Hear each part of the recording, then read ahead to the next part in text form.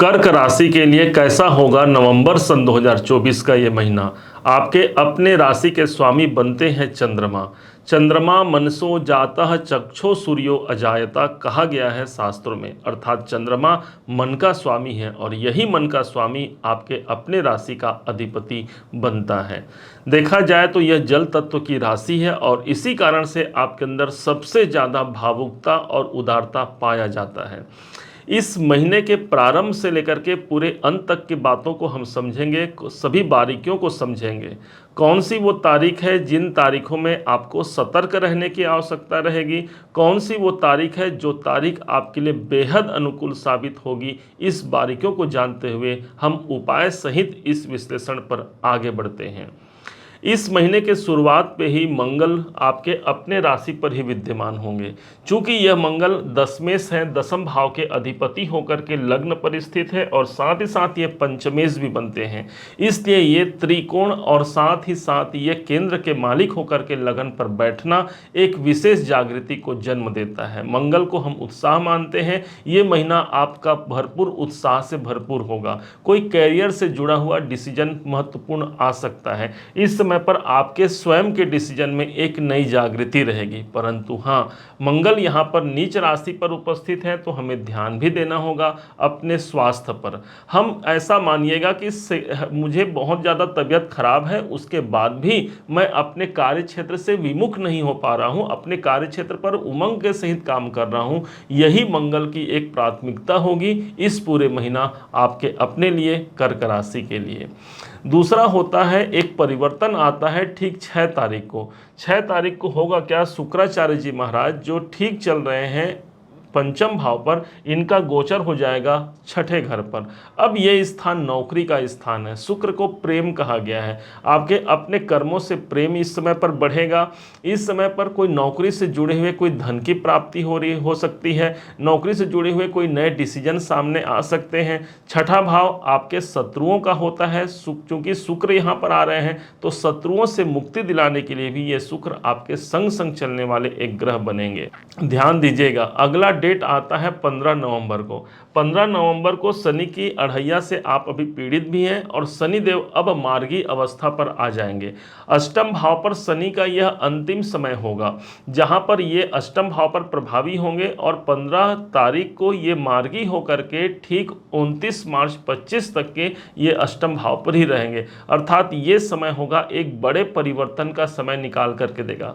भाई हमें अढ़ैया का समय चल रहा है, कोई 7.5 का समय चल रहा है, लेकिन उसका परिणाम कोई ना कोई हमें तो प्रदान करेगा शनिदेव, और इसी हिसाब से इस समय पर कोई महत्वपूर्ण शुभ परिणाम निकल करके आएंगे। जितना इनको हमको नेगेटिव परिणाम देना था शनिदेव को, हमने देख लिया, झेल लिया। अब यहाँ से 15 नवंबर से एक नए परिवर्तन की शुरुआत होती है, क्योंकि शनिदेव की जो तीसरी दृष्टि है वो सीधे कैरियर के घर पर ही जा रही है और इनकी 7वीं दृष्टि कुटुंब स्थान पर, धन के स्थान पर। तो यदि कैरियर या कुटुंब को लेकर के मन अशांत है तो 15 नवंबर से एक विशेष अनुभूतियों को यहाँ पर शनिदेव प्रभावित जरूर कराते हैं। अगला परिवर्तन होता है ठीक 16 तारीख को, 16 नवंबर को। इस दिन ग्रहों के शासक भगवान सूर्य नारायण अपने नीच राशि को छोड़ करके अपने मित्र की राशि पर प्रवेश कर जाएंगे। आज देखा जाए तो ये चतुर्थ भाव पर हैं। अब ये जैसे ही पंचम भाव पर जाते हैं तो जो विद्यार्थीगण हैं, जो शिक्षा प्राप्त कर रहे हैं, उनके शिक्षा में मन लगेगा। जो लोग नया डिसीजन लेकर के अपने कार्य को आगे बढ़ाना चाहते हैं, अनुकूल समय है। इस समय पर हो सकता है कोई क्रिएटिविटी संबंधी यदि आप कार्य करते हैं तो सूर्य का प्रकाश पंचम भाव पर आ रहा है। संतान से जुड़े हुए कोई चिंताएं हैं, संतान प्राप्त करना चाहते हैं, सूर्य का गोचर परिवर्तन 16 तारीख के बाद, 16 तारीख से जैसे ही पंचम भाव पर होता है एक अनुकूल समय होता है। चूंकि सूर्य कुंडली में धन के स्वामी है, पंचम भाव पर आ रहे हैं, आर्थिक पक्ष भी यहां से मजबूत होते हुए जरूर प्रदर्शित होगा। कोई कुटुंब से जुड़ करके कौटुंबिक वातावरण भी आप अनुकूल इस समय पर प्राप्त कर सकते हैं। अब कौन ऐसा ग्रह है जो इस समय पर आपका साथ नहीं छोड़ेगा, सबसे ज़्यादा आपके लिए प्रभावी है, वो है देवगुरु बृहस्पति। देवगुरु बृहस्पति अभी ठीक एकादश भाव पर चल रहे हैं, जो कि लाभ का स्थान होता है, और ऊपर से देवगुरु बृहस्पति इस समय पर वक्री अवस्था पर भी चल रहे हैं, जिनका प्रभाव एक घर पीछे अर्थात कैरियर भाव पर भी पड़ता है। कोई मनोनुकूल स्थिति जरूर बनेगी, कोई इच्छित कार्य इस समय पर पूर्ण होते हैं। चूंकि दसम भाव यहाँ प्रभावी है, कोई कार्य हमने पहले किया है उस कार्य की जागृति हमको इस महीने नवंबर में देखने को ज़्यादा मिलेगी। चूंकि देवगुरु बृहस्पति आपके सदैव के लिए भाग्य के स्वामी हैं, इसलिए भाग्य की उन्नति को भी यहाँ पर प्रदर्शित करा जाते हैं। राहु ऑलरेडी भाग्य भाव पर उपस्थित है और केतु देव विद्यमान है तीसरे घर पर, अर्थात आपके पराक्रम के भाव पर। दोनों की स्थिति यहाँ इस प्रकार से मानिएगा, केतु हमको किसी कार्य से परेशान भी करेगा, और वो कार्य होगा आपके लेखन संबंधी कार्य से, कोई डॉक्यूमेंट से संबंधित कार्य से भी परेशानी आ सकती है। इसलिए केतु से निरंतर मुक्ति के लिए अभी नहीं बल्कि आगामी मई 2025 तक के आपको ध्यान देना है। भगवान गणेश जी की आराधना, भगवान गणेश जी के मंत्रों का जाप आपके लिए अनुकूल साबित होगा। अब समझते हैं कौन सी वो तारीखें हैं जो तारीख हमारे लिए अनुकूल व सफलता कारक होंगी।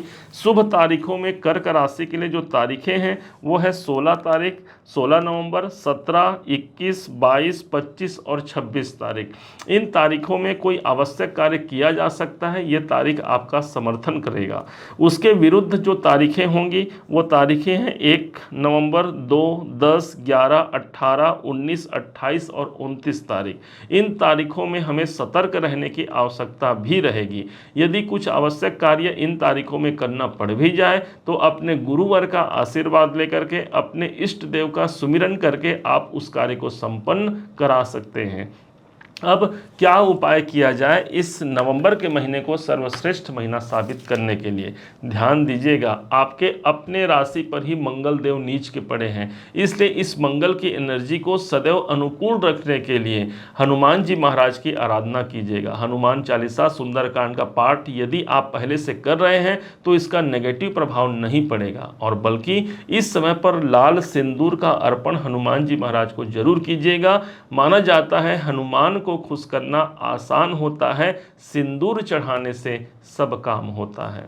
उम्मीद है आप सबने इसे समझा, आप सबने इसे जाना है। यदि आपने इसे समझा है, जाना है, मेरे समझाने का प्रयास यदि आपको सार्थक लगा हो, मेरे समझाने का तरीका यदि आपको सार्थक लगा हो, तो हर बार की भांति इस बार भी अपना प्यार भरा लाइक और कमेंट करना कभी मत भूलिएगा।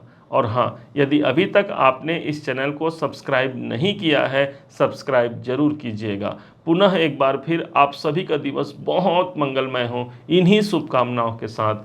जय श्री राम।